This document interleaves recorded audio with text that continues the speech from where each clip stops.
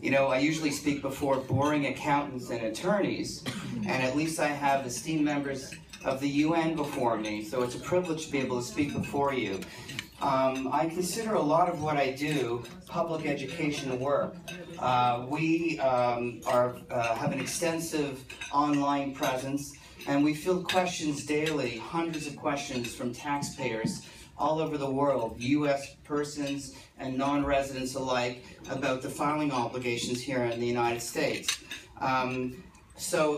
Without further ado, okay, let's advance the slide. Okay, so these are today's topics, and we'll go right into the first slide. So, before even going on, it's just so important that we distinguish two types of taxpayers in the United States. U.S. citizens or green card holders, and green card holders, as well as non-U.S. persons. So I'm assuming the majority of you in the room are all non-U.S. persons. You're from other countries and you're working here in the United States. So it's also important to know that the United States is very unique in the way it assesses their tax residency label. So most countries in the world, if you leave that country, you break your ties. If you don't have any income from that country, and that could be your country of nationality, or you could have lived there for many years, you never have to file there again.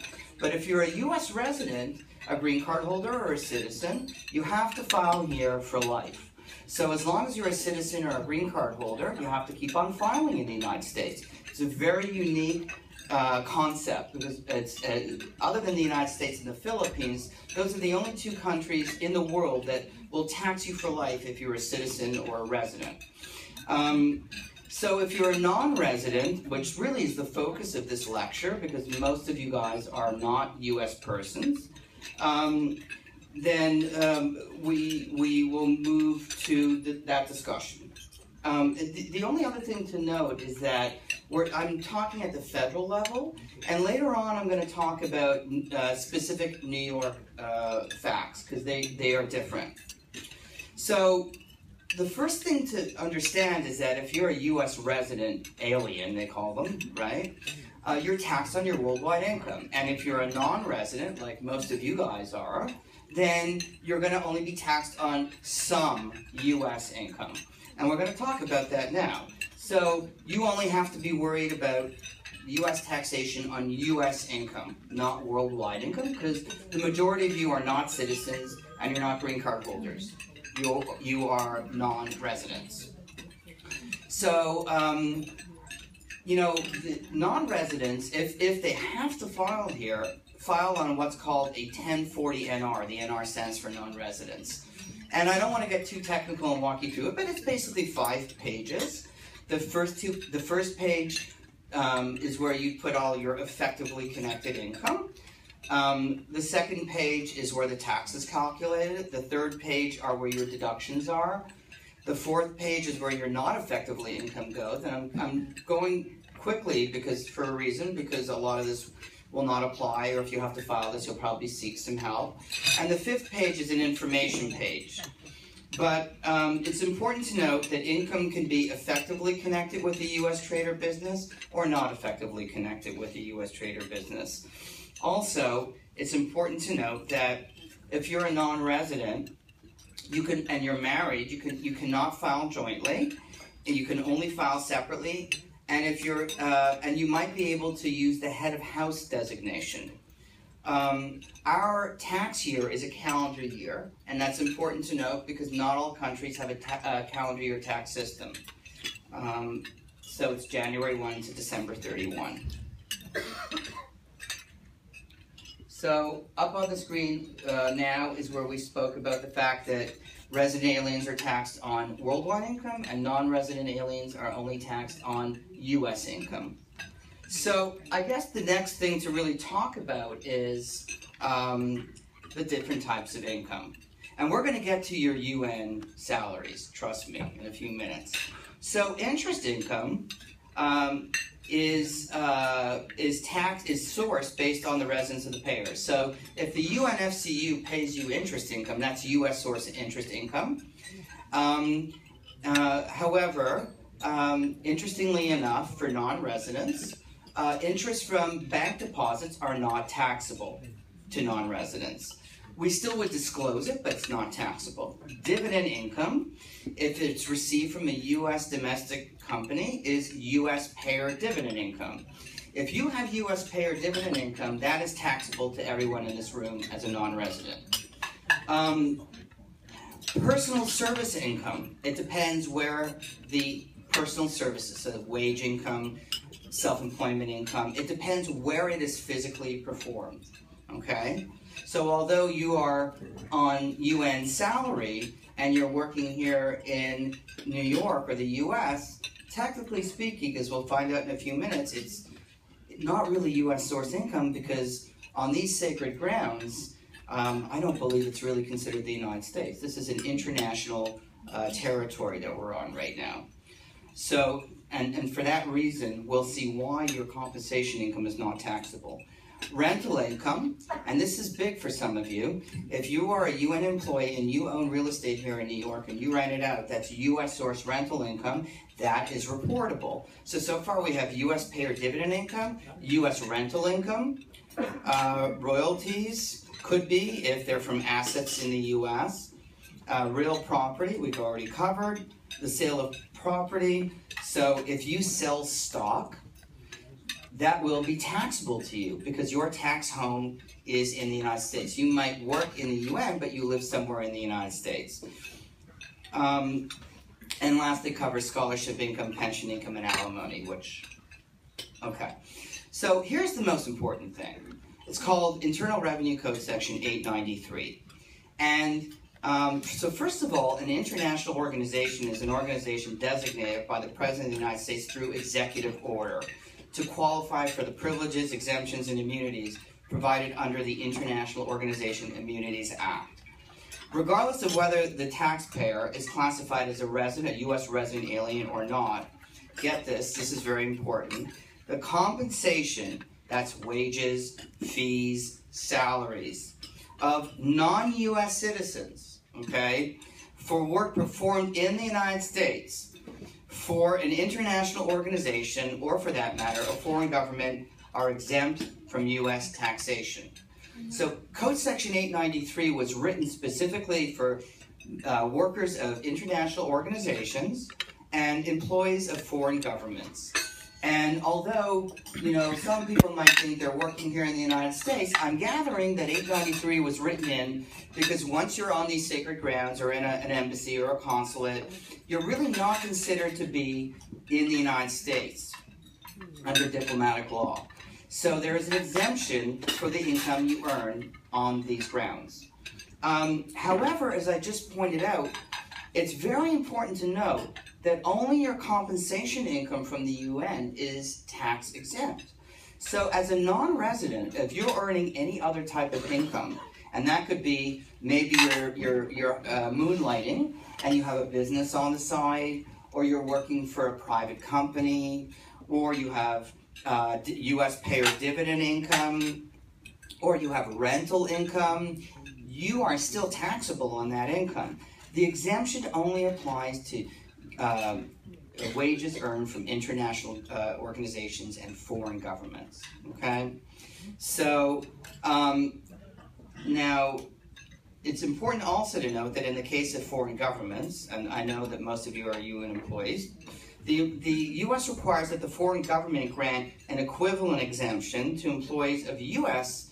To the employees of the U.S. performing similar services in that foreign country. So if that foreign country does not provide an exemption for those U.S. persons living in foreign consulates or embassies working for the U.S. government abroad, then automatically the Secretary of the Treasury will not allow that same privilege for their employees working here in the United States. And the Secretary of State is required to certify that the Secretary of Treasury, that the names of those foreign countries that grant equivalent exemptions. Okay. So let me just advance the slide. Okay.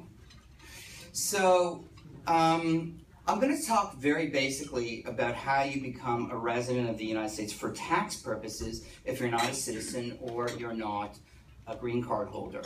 It's this test called the substantial presence test, and it's a quantitative test that really just looks at your days of physical presence in the United States. And it's a formula, and it says that if you're in the United States for at least 31 days in the current year, and the summation of the days in the current year plus a third of the days in the preceding year and a sixth of the days in the second preceding year add up to 183, you're a resident, et voila, right? And any day in the U.S., any second of any day is considered a full U.S. day, and you have to continue to meet this test every year to continue to be a U.S. resident every year, whereas green card holders and citizens don't. They're automatic, right? But having said that, some of those days don't count. And if you look at number B3,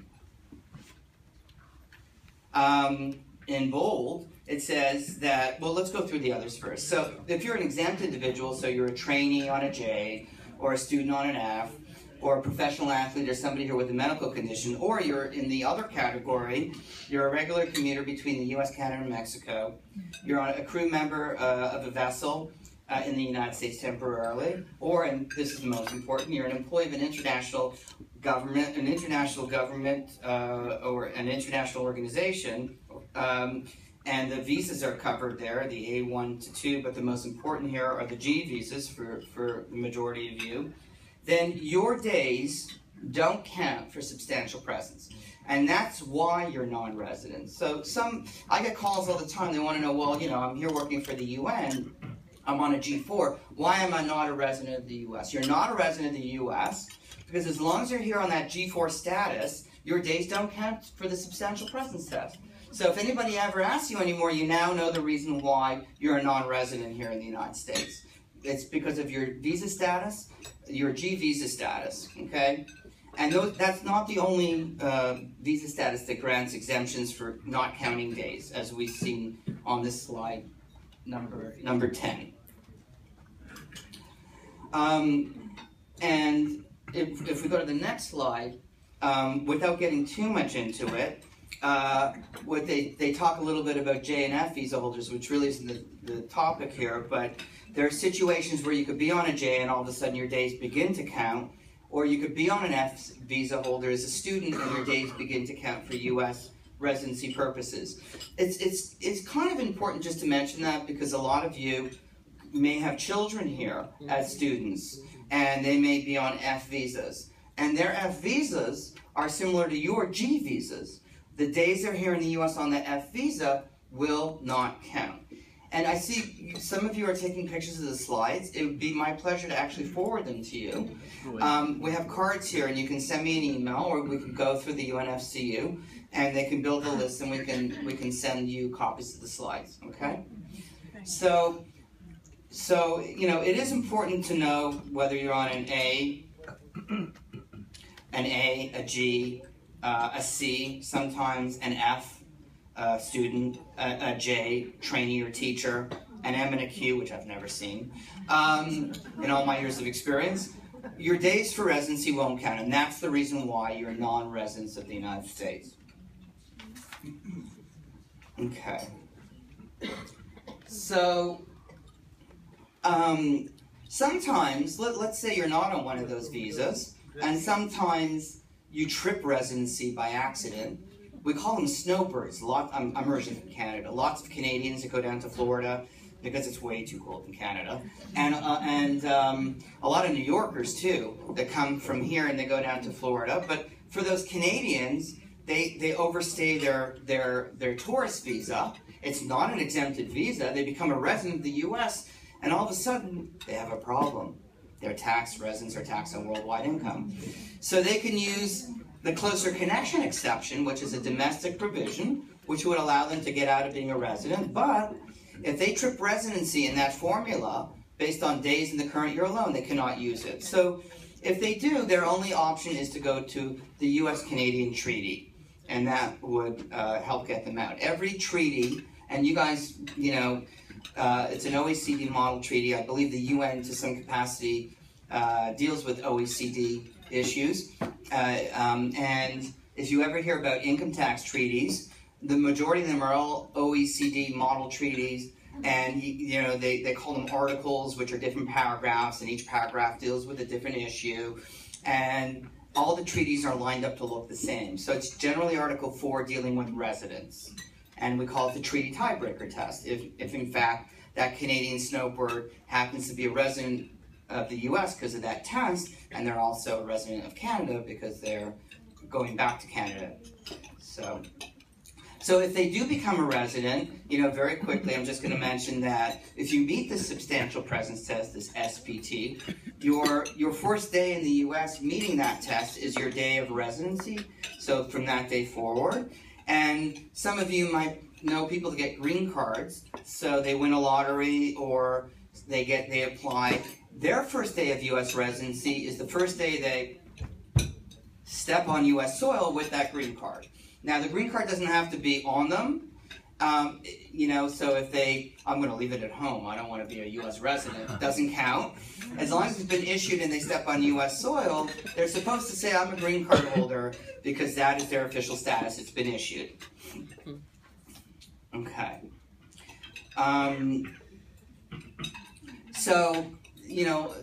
A lecture wouldn't be complete about talking about residency if I talked about when do you start, so when do you end.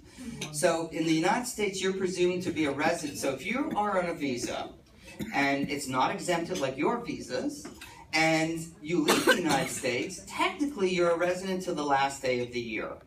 But there is this thing called the closer connection exception, and technically, you're really deemed to have broken or severed your residency on the day you leave, because that would be the day you have a closer connection and a tax home to another country. I was going to mention it before where I said, as long as you have a green card and as long as you're a citizen, the last bullet, as long as you are a citizen of the U.S. and as long as you have a green card, you're a U.S. resident alien, I said for life.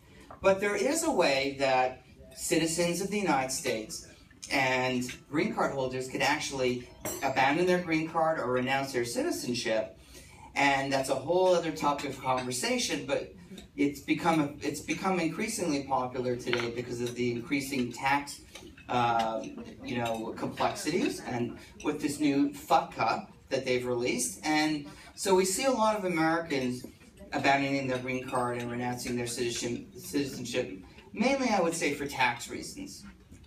There was the recent case of the Mayor of London.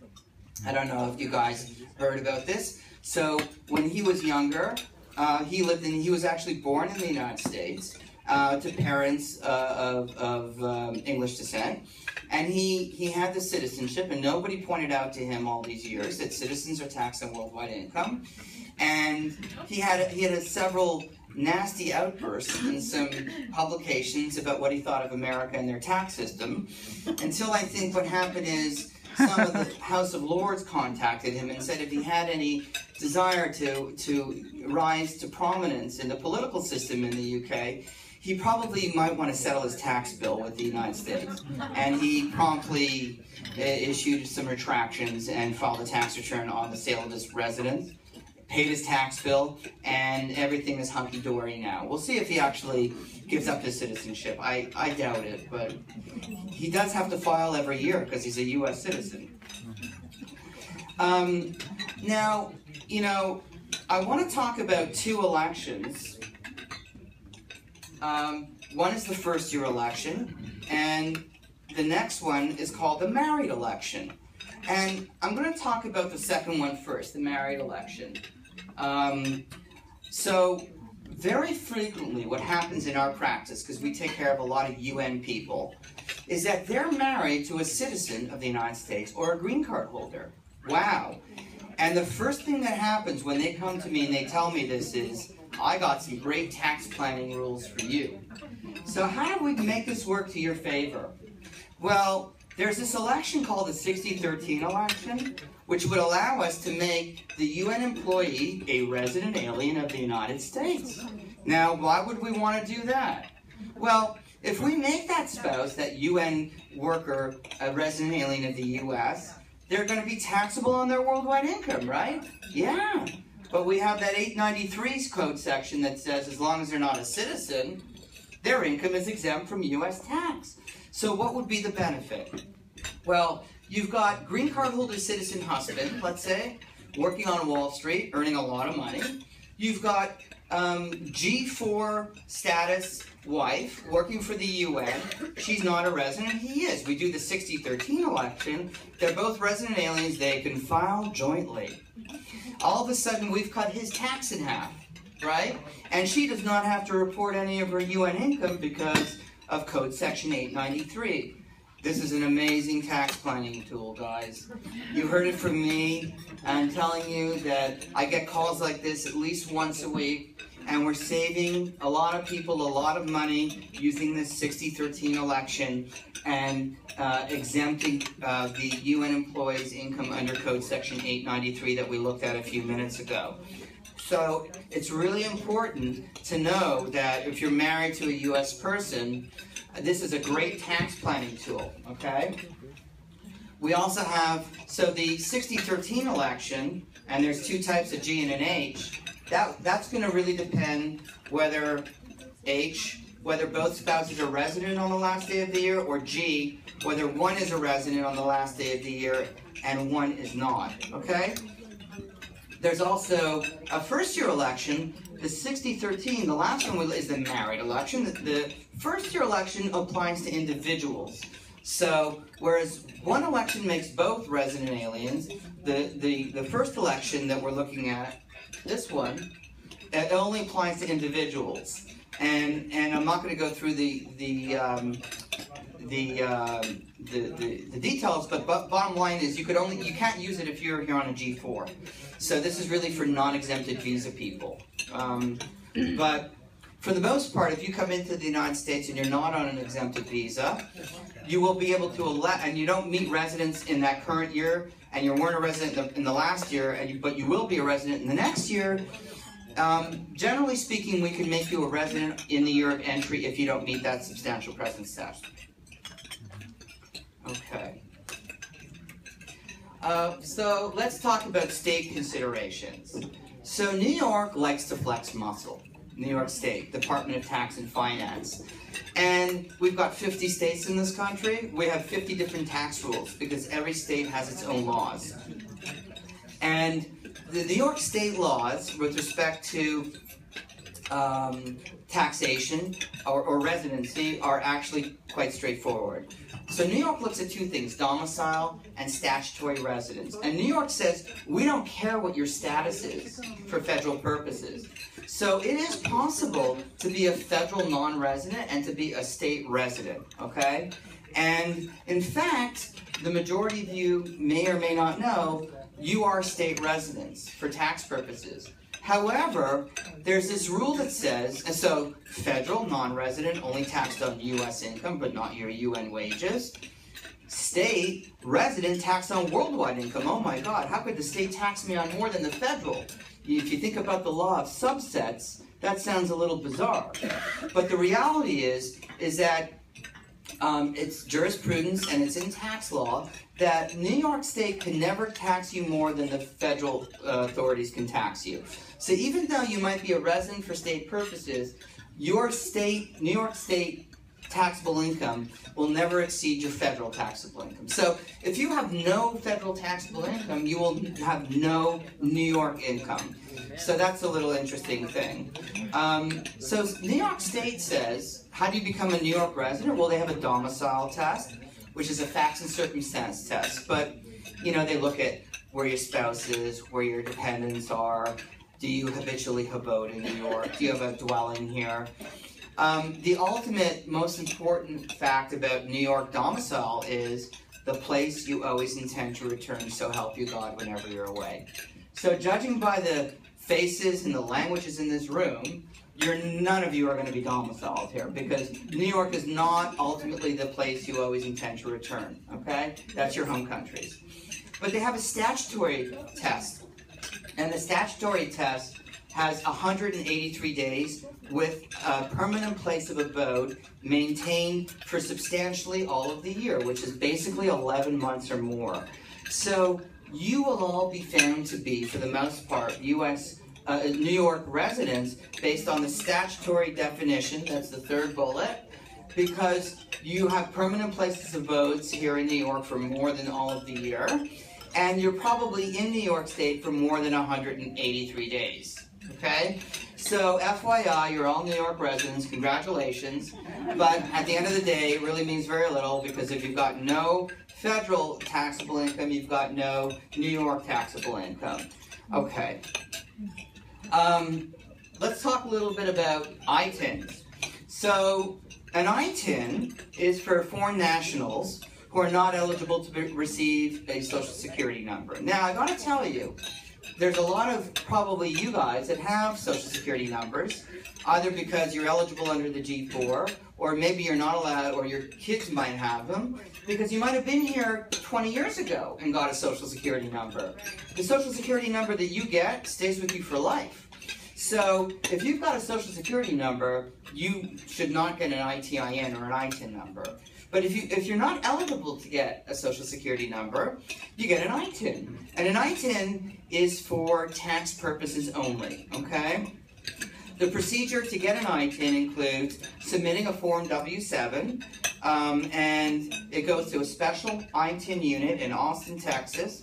Generally, you get it with the tax return filing. There are some special exception rules, but I've never actually seen them in practice apply very much. So I gotta tell you that about 3 years ago, one of the big issues facing the IRS today is fraud, ID theft. It's a massive issue sweeping the service that is underfunded and has, I think at last count, 7 different computer systems. And so the IRS decided that these ITINs were a huge gap in our security. So they effectively made interim changes that became permanent. They used to allow on this W-7 application for copies of passports to be used as ID. Well, they decided that U.S. public notaries that used to be able to certify these copies were no longer eligible, that it was too easy to become a U.S. notary. Now, I'm Canadian originally. A Canadian notary has 2 years of law school above a regular attorney. You need to know that in the United States, a public notary is a quick course and a test. You're not an attorney. So these are people that have sworn their oath to uphold the law and basically certify documents. That's all they do. So the IRS finally caught on to the fact that, you know, maybe we shouldn't be allowing these U.S. public notaries to certify these documents because they're really not attorneys. And, you know, it's an issue. It's just a rubber stamp, and I think they found it was subject to a lot of abuse. So what they did was they revoked the privileges of U.S. notary publics to certify these documents, and they basically said there's 3 new ways that you can certify a passport for an ITIN application. 1, you can get a certified copy from the issuing agency. So if you're from Pakistan and it's called the Pakistan Passport Agency, they would have to certify your copy of your Pakistani passport. Or you can use a certifying acceptance agent. So these are CPA firms located all over the world that have taken a special course to be able to certify W-7s. That underwent change as well. All the old certifying agents had to retake their courses when this, on November 29th, new provision came out. And the last, and I think really the most easiest, is actually taking your application with your tax return to an IRS location. Now, if you're in the United States, that's pretty easy, because every state has an IRS walk-in center, and sometimes 5 or 6 of them, that will certify these W-7s. But if you're overseas, you're out of luck. There's only 4 current centers: Frankfurt, Shanghai, London, and Paris. And when they first came out with this, they said, our plans are to open up a lot more of them. But unfortunately, due to budget cutbacks, that hasn't happened yet. So if you're in Bangladesh and you need to certify your W-7, you either have to send in your original passport in the mail, or you've got to send it to your CPA who can send it in on your behalf, or you got to go to the Bangladesh passport agency and get your certified copy of your passport, or you got to travel to one of those 4 international centers, or you might want to come to the US and do it. But what's happened is it's become really difficult to get these W-7s accepted. And it's become more and more difficult for non-US persons to get ITINs. And even when you're here in the US, sometimes I've had ITIN applications rejected 5 times on technicalities. So, you know, you don't put this in this box, they're going to reject it. And they don't, you know, the passport is expiring in 2 months, they decide they want you to get a new one. So, it's not so easy to get an ITIN. One of the other changes made is that the ITINs expire every 5 years. But it's really not so easy to get an ITIN these days. And you need to know that. So, let's talk about the sale of a residence. So it's Section 121 of the Internal Revenue Code. If you sell a home here in the United States and it's the primary home you live in, you could be subject to U.S. tax on the sale of that home. The way the rules work in the U.S. is that each spouse is allowed a $250,000 exclusion on the gain. In order to get that, you look back from the date of sale 5 years, and you need 2 years, or 24 months, or 730 days of use, and separately, of ownership. Those 730 days don't have to be the same 730 days. But it is possible for spouses here to get a $500,000 exclusion on the gain. To the extent your gain goes over $500,000, you're taxable, and that would be subject to long-term, if you hold the home for more than a year, long-term U.S. capital gains rates. And if it's less, it's ordinary rates. And not only is it ordinary rates, you might not qualify for that exclusion as well. But it's important to note that the exclusion does apply to non-residents as it applies to residents. There's a little bit of controversy about that. There's no controversy. It applies to you guys. You buy a home, you own it or live in it, you need 2 years, you sell it, your gain is less than $500,000, and no problem. Now, how do we get that $500,000? So it's kind of interesting. We take, in the United States, if you get a mortgage, you'll get a HUD-1. If you don't have a HUD-1 because you pay cash, you can get the lawyer's or attorney's closing statements. And we take the proceeds, we subtract out the settlement and closing fees, so, you know, hazard duty, real estate commission, etc., etc. So we get net proceeds. So we bring the net proceeds down. We take the cost. We get that HUD-1 that has the contract price and the settlement and the closing fees. And the goal is we take the cost, we add the settlement and closing fees. All of a sudden, you know, the gain is shrinking. And then we take the additions and improvements. We add them to the cost. Uh-oh, we're shrinking it even more. The gap between proceeds and costs is shrinking. And what we try to do ultimately is get the difference between net proceeds and net cost to fit in that $500,000 window so that the taxpayer walks away without paying any U.S. tax on the sale of that principal residence. But it has to be a principal residence. So you have to own it and live in it, okay? And if it's a rental property, the exclusion will not apply. Now, it's also important that if you don't qualify for the exclusion because you don't live in it for a full 730 days, you need to understand there are safe harbor primary specific tests that may allow you to qualify for living in it less than 2 years or 730 days. So don't automatically assume, because you haven't lived in it for a full 2 years, and by the way, when they're looking at 730 days, 730 days in that 5-year window, you could look within that entire 5 years. Oh, I have a month there, 30 days, I've got 43 days here. In that whole 5-year window, you're looking for that 730 days. But if you don't have it, you still might have safe harbor primary reasons why you can still get a pro rata exclusion of the $500,000. And for that, I would ask you to ask your CPA. So, you know, in the United States we have, how are we doing on time, Jules? Okay, so in the United States we have these publications, and you might have seen them, and they're written really for taxpayers, but these publications are excellent. And there's a publication on the sale of your home, and it will explain these safe harbor primary reasons as to if you qualify, because you don't, let's say, use it for 730 days, where you may be able to take a pro rata amount of that $500,000 exclusion on gain. So don't automatically assume, because you don't live in it for 730 days, or you don't own it for 730 days, okay, that you won't qualify. You still might. So there's also things that say that if a non-resident moves to the United States and then, let's say, has to leave the United States and rents their primary residence out for a temporary period of time. For a temporary period of time, that time might also count for the 730 days of ownership and use, and also. Okay, so let's go to the next slide. It talks about non-qualified use. So if it turns out in that 5-year window, well, first of all, so you go to sell the home, and you have lived in it, and you have rented it for part of that time.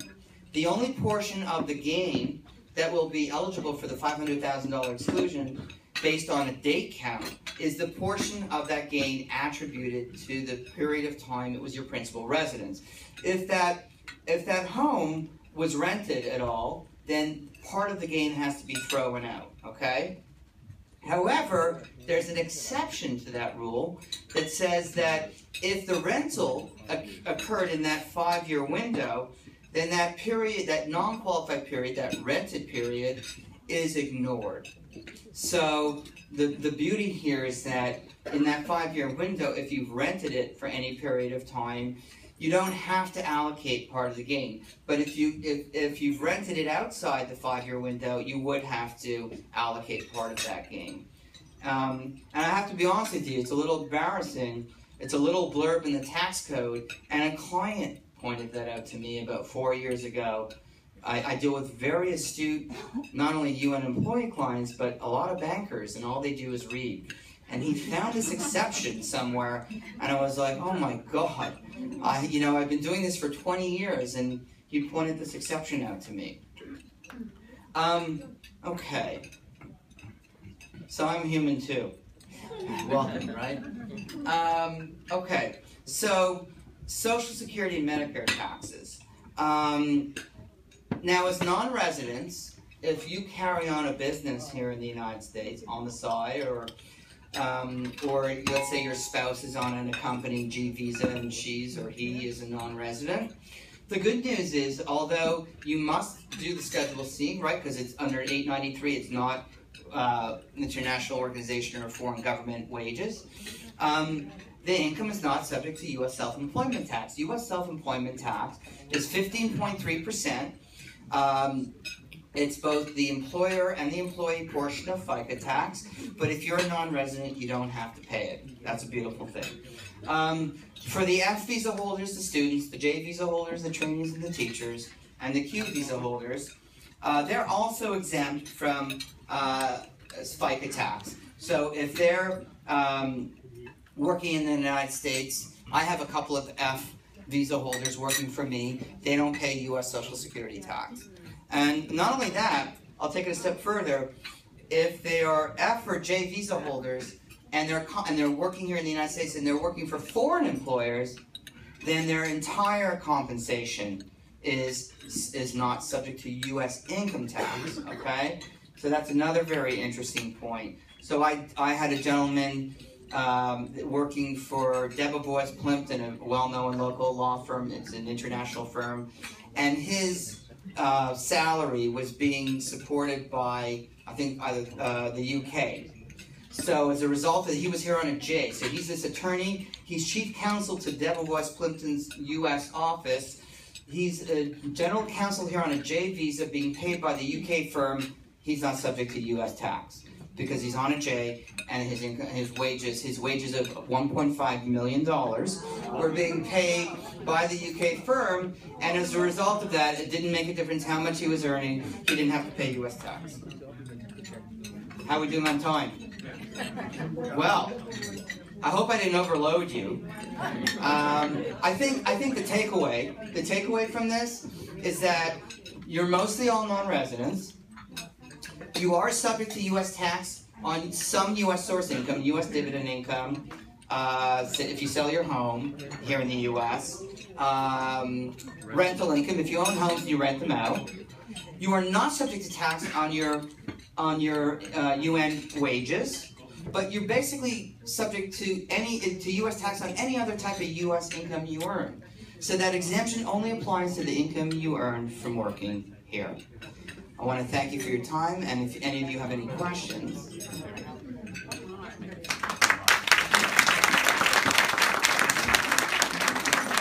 Very good. Thank you very, very much, Mark, for this insightful and informative presentation. Luncheon, before we move on to Q&As, I just want to make a few brief remarks.